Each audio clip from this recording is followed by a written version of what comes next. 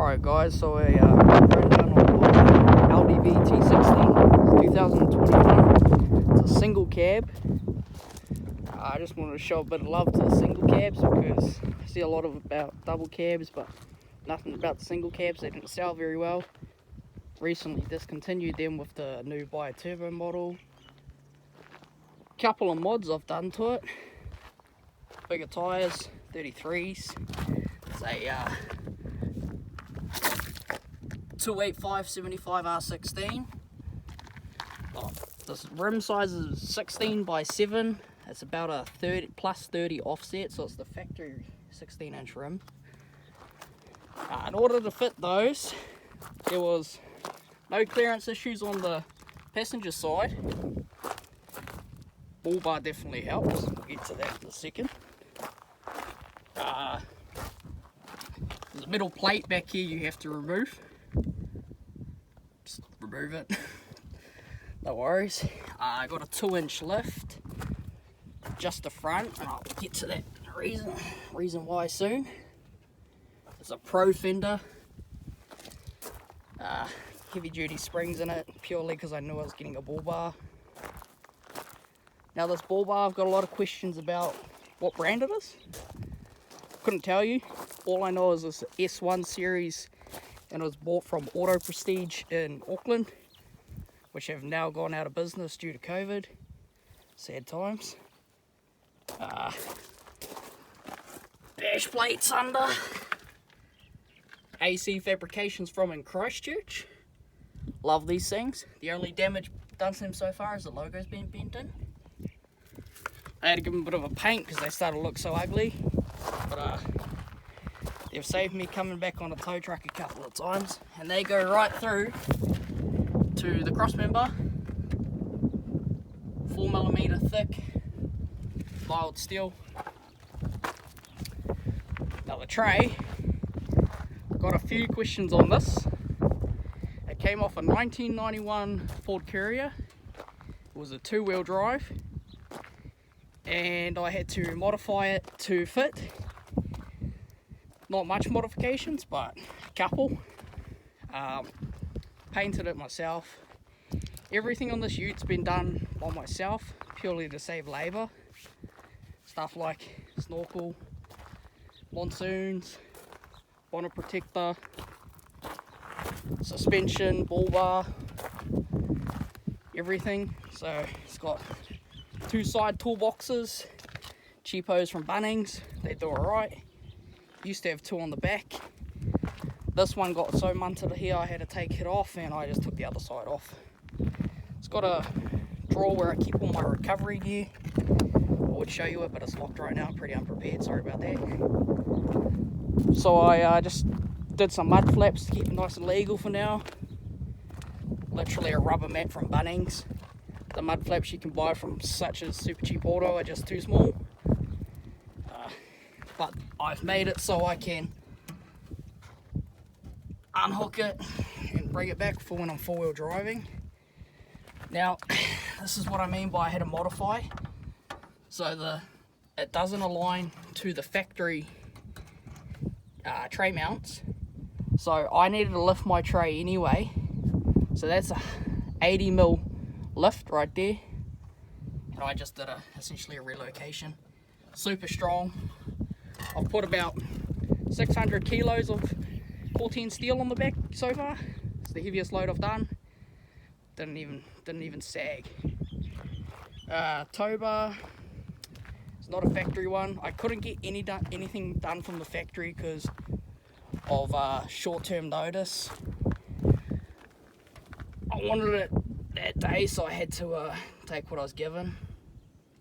Tow bar, yeah, it's done by a local company up here in Whangarei. It's good, just need a removable one, so that's going to get chopped off and it's going to stick about here, so give me much more ground clearance. And the license plate is going to move up here.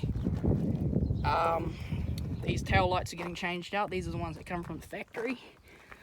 This was done, cracked multiple times. 4-wheel driving, you know, shit happens. But I'm going to get the new ones moved hopefully up to here if they fit. If not, I'll just have to hang them down a bit and probably make some guards.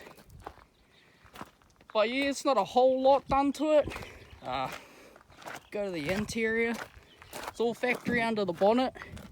I won't be touching the motor purely because of warranty reasons. But it's an actual four-wheel drive. Let me just pull those keys out because that bloody bingin's going to kill me. Dash mat.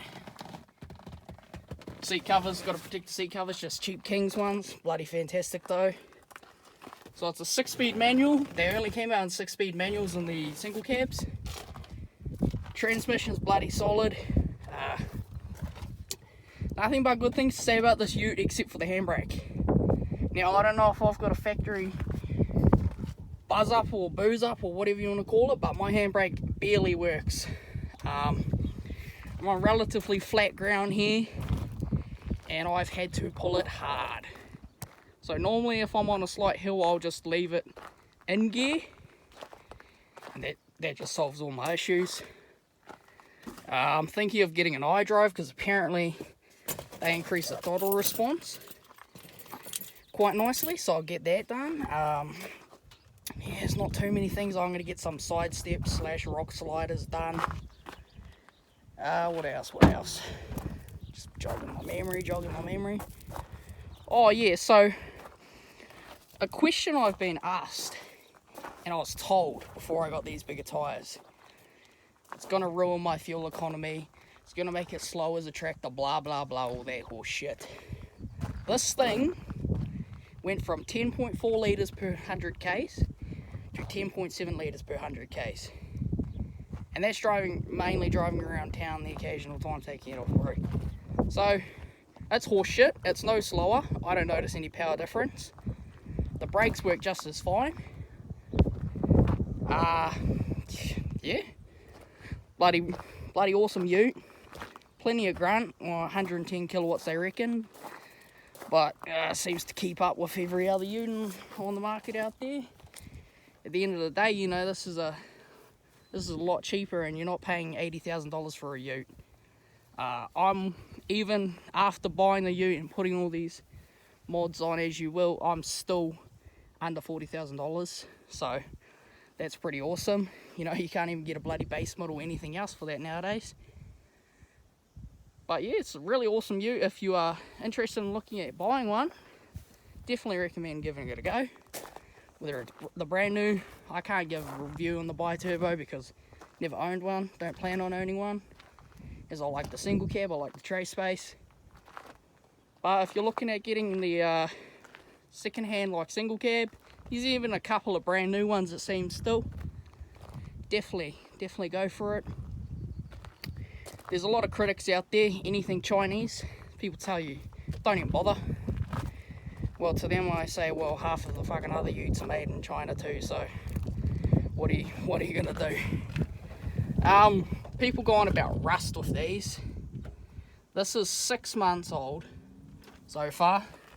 I got it in July this year, 2021, sorry. And I'm looking after, I wash it after every 4-wheel drive trip. And no rust so far. The only rust I've had come on it is in little areas such as my bash plates, which are not factory anyway. Definitely recommend if you're doing any serious 4-wheel driving, get rid of those because those are bloody useless plastic. And the sump guard's like 0.5 millimeter thick or something like that, so don't even bother.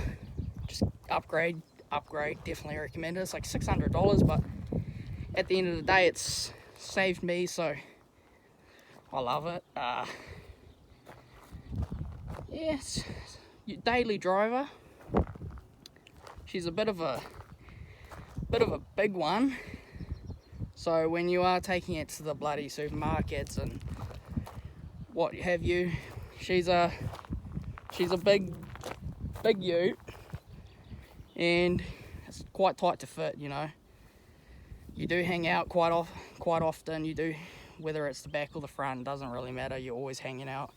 Drive-throughs, you're almost scraping, especially if the bull bar adds another 300 mil of distance on the ute. So it's I'm about 5.5 meters long, but it's honestly awesome ute. The only thing I really want at the moment is some bigger mirrors, because even with these mirrors it gets pretty hard to see past the tray at points.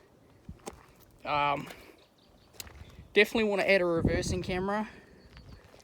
You know, these utes from factory came with next to nothing because they're set up for the tradies, and you know, I'm not using it as a tradesman's vehicle, but every now and then I'll haul something and it bloody does it well.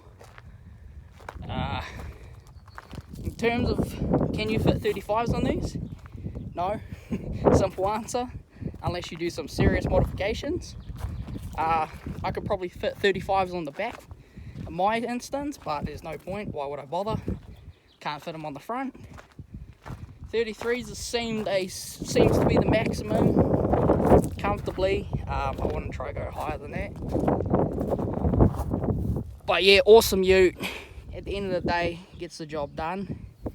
I've just ticked over 5,000k, so I'm due for my first service, so that will be interesting. I cannot complain one bit about this ute. Awesome. Awesome. You know, if you want a bit of, people do ask about the snorkel. I'll give a demonstration. It doesn't change the sound a hell of a lot, but it does a bit. Give you a bit of a test. So stick you right in.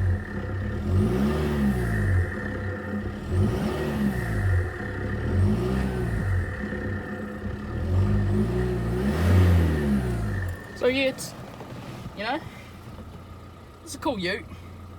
You want a work ute, awesome ute. You want a family wagon, don't get a single cab, get a double cab.